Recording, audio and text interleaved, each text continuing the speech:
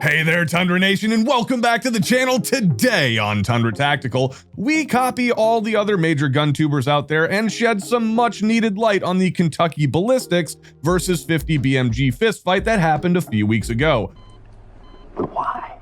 So make sure to drop the video a like, stay tuned, thanks for watching, and let's start the show. Speaking of catastrophic failures, have you ever shot a gun that was so bubbled out you were unsure if the bullet was going to go forward, or if you were essentially just holding onto a hand grenade? To avoid risky situations like this, I'd recommend having the best possible experience and education when it comes to firearms technology and gunsmithing. This is where our sponsor, Sonoran Desert Institute, comes in. They offer a degree in firearms technology along with an actual certification in real gunsmithing and not just Uncle Ricky's garage room grinding. So if you have a Dremel in a dream, imagine what Sonoran Desert Institute can do for you. Tundra Nation, make sure to check them out today.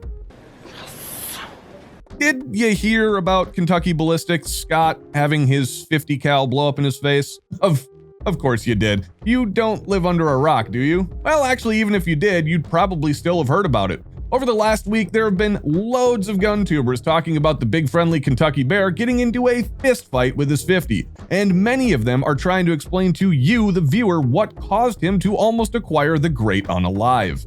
Having invested literal minutes into this experience and researching some of these videos, I noticed some inconsistencies in the story that's being told and have decided to contact the Tundra Science, Technology, and Historical Department to help explain what actually happened. I have just the thing. All right, science classes are on. Let's take a deeper dive into these events. Also, try to keep in mind what this channel is all about and understand that we, just like everyone else, are nothing short of ecstatic and overjoyed that Scott's okay. So, if you've seen the original video in its entirety like I haven't, you will instantly recognize what we call a severe failure to properly chooch. Here's blood in your eye. Contact.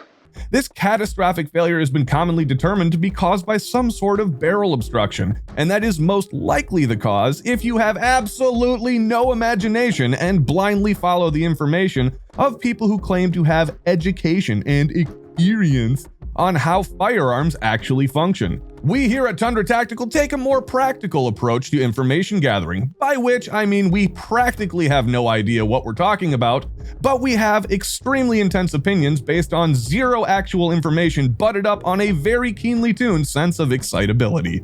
I have no idea what I'm doing, but I know I'm doing it really, really well. Let's go back into history to provide some more context on the evolution of the firearm that exploded into a Brazilian pieces. And yes, folks, even with our limited ability to comprehend the witchcraft that is mechanical engineering, we understand that it was most likely not the gun's fault. Back around, the beginning of time, John Moses Browning was wondering why small teams of soldiers were dick dancing around and not putting gigantic holes in everything that exists at 650 rounds per minute. The simple answer is that Johnny Boy had completely forgotten that he didn't bless the masses dressed in green with the slug hucker for the 50 BMG yet. I've made a huge mistake. Johnny B, not that one, quickly railed a fat line of coke and grabbed a pile of steel he had lying around and darted off into his lair where he wasn't seen or heard from in about 45 full minutes. He emerged sweaty and muscular with the M2 heavy-barreled machine gun. This hot mama was quickly shuttled off to the front lines of all the best wars, where U.S. forces on the ground, in armor, and in the air quickly determined that the effect this machine gun had on both enemy soldiers and equipment was, quote, wicked awesome. Stop. My penis can only get so erect. A little-known fact is that John Browning often regretted having the first notable quote about his gun come from a soldier who was born and raised in Boston. This machine gun featured a long and heavy barrel that used a 1-in-4 twist to properly stabilize the heavy AF projectile to the point that it would be accurate on point targets up to 1,600 meters while in single-shot mode. This is an actual fact that has never been proven due to the fact that single shot is a mode that's never actually been used on the Modus because it is totally lame and pointless. Not even once. As we stated earlier, the pedigree of this machine gun is legendary, and it's been used in all of the cool wars since its inception and continues to rip and tear to this day. After several decades of turning bad guys into pink mist, some big idiot thought there was some testing and value to the concept of shooting the 50 BMG in single shot mode to remotely ventilate enemies from a literal mile away. Kabooms!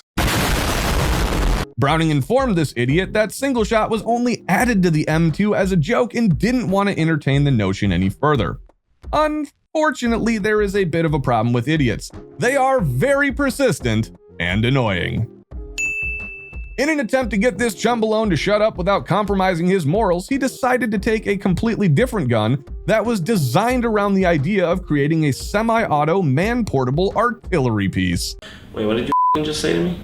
The Barrett M82 was built and named off-brand so its eventual failure as a weapon system wouldn't be tied to John.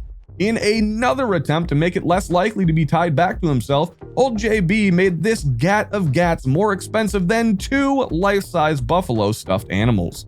This became an instant meme among the soldiers when they realized that it's just super heavy and totally sucks to carry, so they'd rather just not. The rifle was doomed to fade off into obscurity until social media was born, and with that, flexing on pores became a national pastime.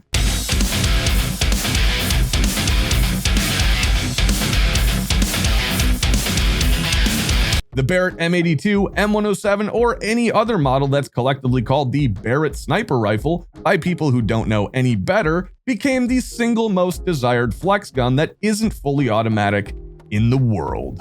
But just like fake hogs and True Glow ripoffs of real-world products, it was only a matter of time before the just as good crowd found a way to launch a 700 grain chunk of lead upwards of 3,000 feet per second without selling a kidney.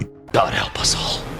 Some company called Serbu popped up and started selling pipes with triggers attached that are capable of firing the 50 BMG round for less than the cost of only 1 life-size buffalo stuffed animal. This is what Scott purchased, and this is where Scott went wrong.